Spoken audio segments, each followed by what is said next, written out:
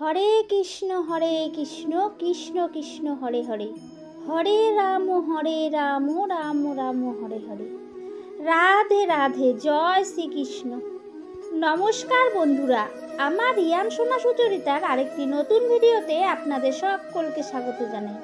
আজকের ভিডিওতে আমরা জানবো দামোদর মাসে বা কার্তিক মাসে কি কি খাবার খাওয়া উচিত নয়, যে খাবারগুলি আমরা আমাদের খাদ্য তালিকা থেকে বর্জন করব, অর্থাৎ এই মাসে আমরা খাবো না।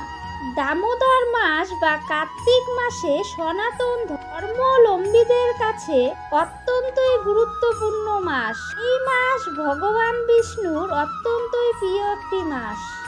চাতুর্মাস্যবতের শেষ মাস হলো কার্তিক মাস। এই মাসে ভগবান শ্রীহরি তার যোগ্য নিদ্রা থেকে জাগরিত হন।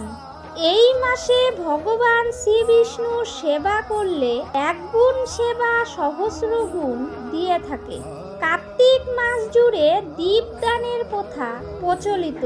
কার্তিক মাসের 1 তারিখ থেকে সংক্রান্তি পর্যন্ত মাটির প্রদীপ প্রজ্বলন করতে হয়। বলা হয় এতে ভক্তরা পুণ্য অর্জন করে। চলুন বন্ধুরা জেনে নেই কার্তিক মাসে কোন কোন খাবারগুলো আমরা বর্জন করব। ভগবান শ্রীহরির অত্যন্তই প্রিয় হওয়ার কারণে এবং ঋতু পরিবর্তনজনিত কারণে কার্তিক মাসে নিরামিষ আহার গ্রহণ করতে বলা হয়। মাছ, মাংস, ডিম, পেঁয়াজ, রসুন এই ধরনের খাবার বর্জন করতে বলা হয়। তাছাড়া প্রাণীজ খাবার এই সময় বর্জন করা উচিত। এই সময় বেশিরভাগ প্রাণীরা প্রজনন ক্রিয়ায় তাদের শরীরকে ব্যস্ত রাখে। এর ফলে বিভিন্ন রোগ তৈরি হয় প্রাণীদের শরীরে।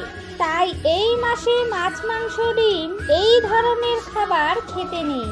দামোদর মাসে মাষকালাই, বেগুন, বরবটি, শিম এই ধরনের সবজিকেও বর্জন করা হয়েছে। এছাড়া পটল, কলমি শাক, মধু এটিও কার্তিক মাসে বর্জনীয়। কার্তিক মাসে আপনারা দুধ খেতে পারেন এবং গুড় অবশ্যই খাবেন। কার্তিক মাসে গুড় খাবার বিশেষ মান্যতা রয়েছে। আমাদের এই সময় শরীরে ইমিউনিটি তৈরি করে, অনাক্রমতা তৈরি করে এবং শরীরকে উষ্ণ রাখে। এর পরবর্তী ঋতু হলো শীতকাল। এর ফলে আমাদের শরীরে যে বিভিন্ন ধরনের রোগ প্রতিরোধক ক্ষমতা তৈরি হবে সেটি কিন্তু গুড়ের মাধ্যমে হয়। তাই এই মাসে দুধ এবং গুড় অবশ্যই আপনারা গ্রহণ করবেন।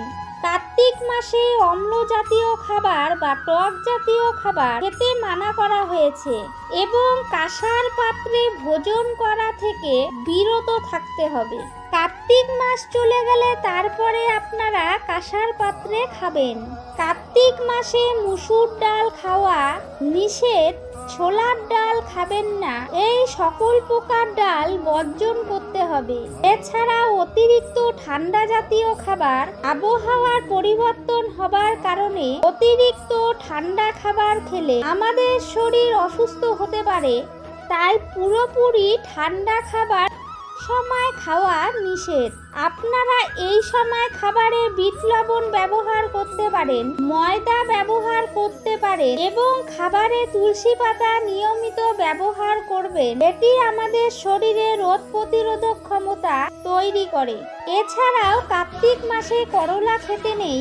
কার্তিক মাসের পরবর্তী সময়ে করলা খেতে বলা হয়েছে।